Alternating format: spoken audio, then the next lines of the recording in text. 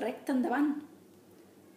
Aleshores, el petit príncep va observar greument. És igual. És tan petit a casa meva. I amb una mica de melanconia potser va afegir: recte endavant no es pot anar gaire lluny. Capítol 4. D'aquesta manera vaig saber una segona cosa molt important, que el seu planeta d'origen, amb prou feines, era més gran que una casa. No em podia sorprendre gaire. Sabia molt bé que fora dels planetes grans com la Terra, Júpiter, Mar, Venus, als quals hem donat nom, n'hi ha centenars d'altres que de vegades són tan petits que costen veure'ls amb telescopi. Quan un astrònom en descobreix un, li posa un nom. Per exemple, l'anomena l'asteroide 3251. Tinc bones raons per creure que el planeta d'on venia el petit príncep és l'asteroide B612. Aquest asteroide només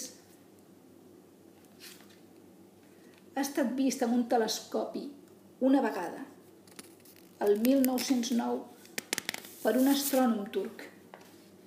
Aquest havia fet una gran demostració del seu descobriment en un congrés internacional d'astronomia, però no se l'havia cregut ningú per la roba que duia. Les persones grans són així.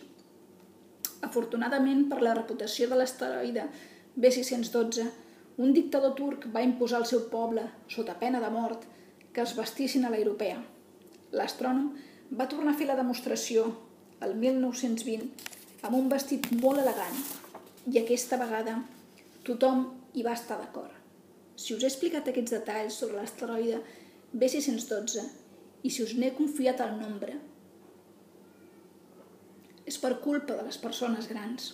A les persones grans els agraden les xifres. Quan els parles d'un amic nou, no us en demanen mai les coses essencials. No us diuen mai com és la seva veu, quins jocs prefereix, fa col·lecció de papallones. Us pregunten quants anys té, quants germans són, quan pesa, quan guanya el seu pare. Aleshores, sí es pensen que el coneixen. Si diuen a les persones grans: he vist una casa molt bonica de ràjols roses, amb geranis a les finestres i coloms al teulat, no poden imaginar-se la casa. Els heu de dir: he vist una casa de 100.000 francs. Aleshores exclamen: que bonic! Així, si els dieu: la prova que el petit príncep va existir és que era encantador, que reia i que volia un bé. Algú que vol un bé segur que existeix. S'arronsaran d'espatlles i us tractaran de criatura. Però si els dieu: el planeta d'on venia és l'asteroide B612, aleshores queden convençuts i no t'empipen amb més preguntes. Són així. No t'hi pots enfadar. Els nens han de ser molt indulgents amb les persones grans. Però, és clar, nosaltres, els que entenem la vida, no ens ocupem dels nombres. M'hauria agradat començar aquesta història com els contes de fades. M'hauria agradat dir: això era una vegada un petit príncep que vivia en un planeta a penes més gran que ell i que necessitava un amic. Els que entenen la vida els hauria sonat molt més real. Perquè a mi no m'agrada que es llegeixi el meu llibre a la lleugera. Em poso tan trist explicant aquests records. Ja fa 6 anys que el meu amic va marxar al seu bé.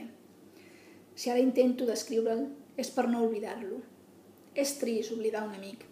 No tothom ha tingut un amic. I em puc tornar com les persones grans que ja només s'interessen per les xifres. Per això m'he comprat una capsa de colors i llapis. Costa tornar a posar-se a dibuixar a la meva edat, quan les úniques temptatives que has fet són la d'una boa tancada i la d'una boa oberta a l'edat de 6 anys. Naturalment, intentaré fer els retrats també com pugui, però no estic prou segur de sortir-me'n. Un dibuix pot passar, però l'altre ja no s'hi assembla gens. També m'equivoco una mica amb les mides. Així, el petit príncep és massa gran. Allà és massa petit. També em fa dubtar el color del vestit que duia. Aleshores, faig provatures, així i aixà, a veure què. I també m'equivocaré en alguns detalls més importants.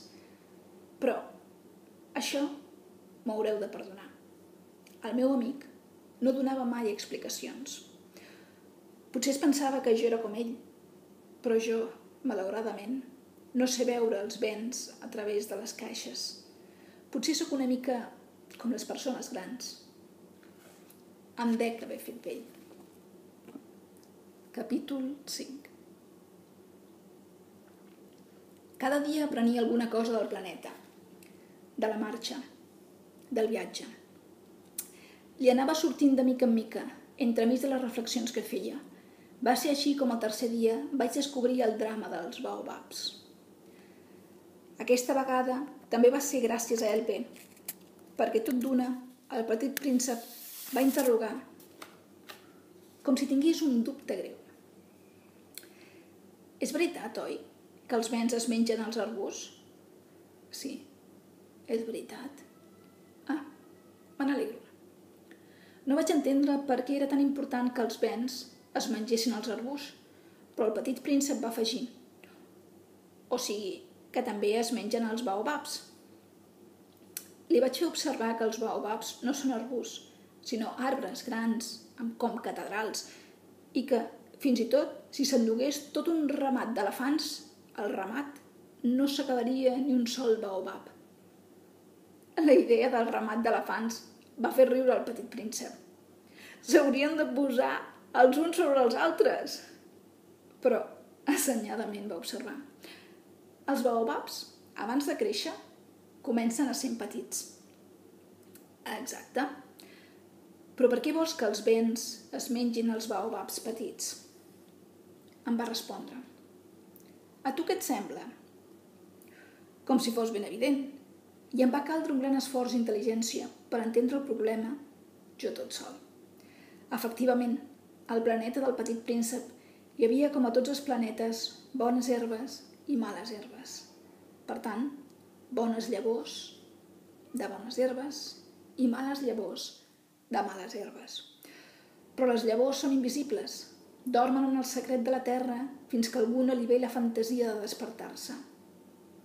Aleshores, s'estira i primer creix tímidament cap al sol un petit i inofensiu branquilló molt bonic. Si és un branquilló de raba o de roser, el podem deixar créixer com vulgui. Però si és una planta dolenta, s'ha d'arrencar de seguida, així que la reconeixes. I al planeta del petit príncep hi havia unes llavors terribles. Eren les llavors de baobabs. El terra del planeta n'estava infestat. I d'un baobab, si no hi ets a temps, ja no te'n pots desfer mai més. Ocupa tot el planeta. El forada amb les arrels i si el planeta és massa petit, hi ha massa baobabs, el rebenten. És una qüestió de disciplina, em deia més tard el petit príncep.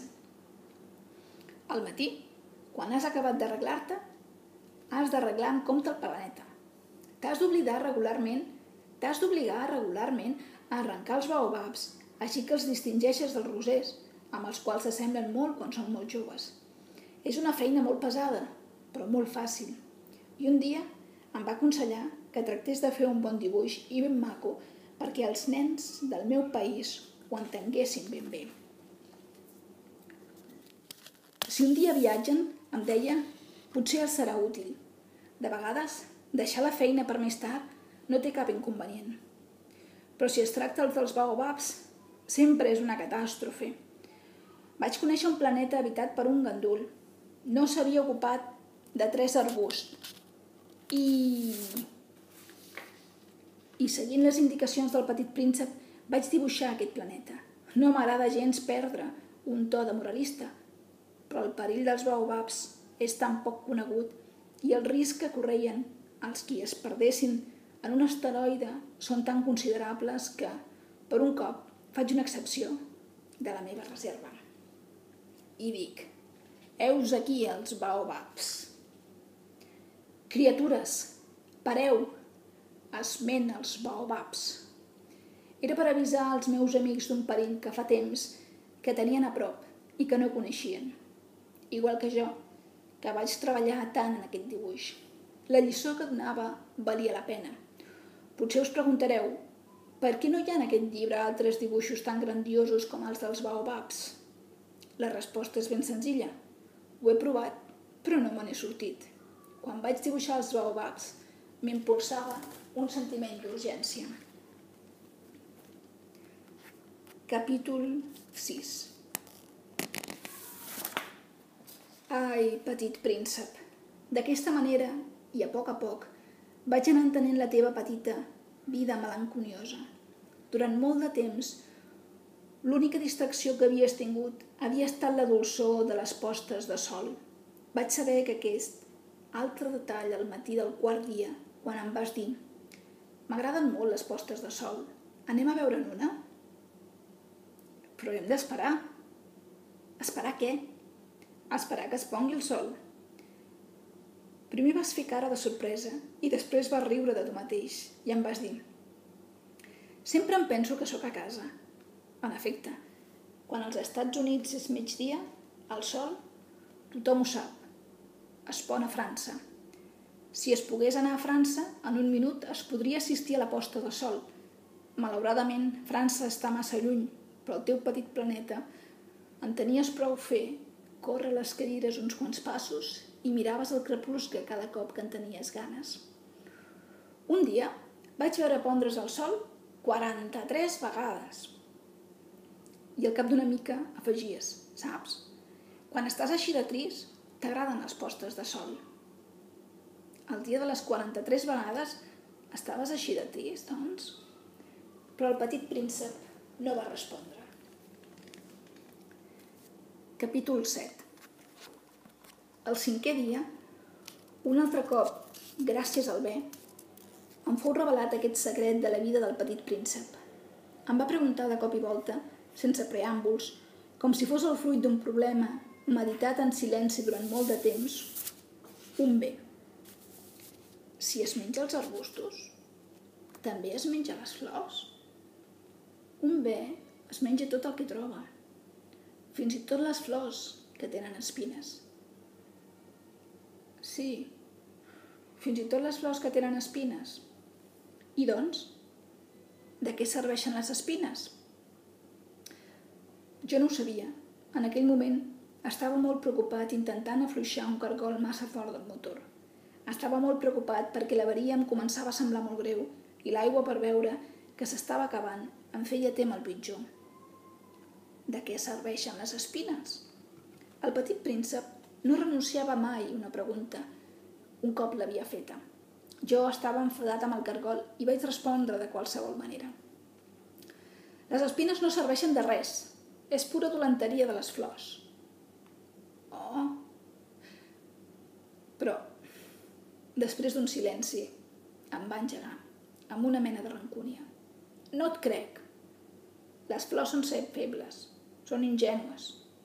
Es fan passar la por com poden. Es pensen que són terribles amb les seves espines. No vaig respondre res.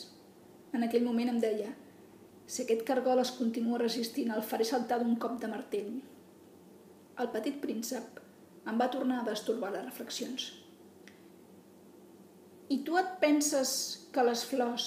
No, home, no em penso res. T'he contestat de qualsevol manera. M'ocupo de coses serioses, jo. Em va mirar estupefacte. De coses serioses? Em veia amb el martell a la mà i amb els dits negres de greix, inclinat sobre un objecte que li semblava molt lleig. Parles com les persones grans. Em va fer una mica de vergonya, però sense pietat vaig afegir. Ho confons tot. Ho barreges tot. Estava realment molt enfadat. Sacsejava els cabells daurats al vent. Conec un planeta on hi ha un senyor de color vermell fosc. No ha olorat mai cap flor. No ha mirat mai cap estrella. No ha estimat mai ningú. No ha fet mai cap altra cosa que sumes. I tot el dia repeteix igual que tu. Soc un home seriós. Soc un home seriós. I amb això s'infla tot d'orgull. Però no és cap home. És un bolet. Un què? Un bolet. Ara, el petit príncep estava blanc de còlera. Fa milions d'anys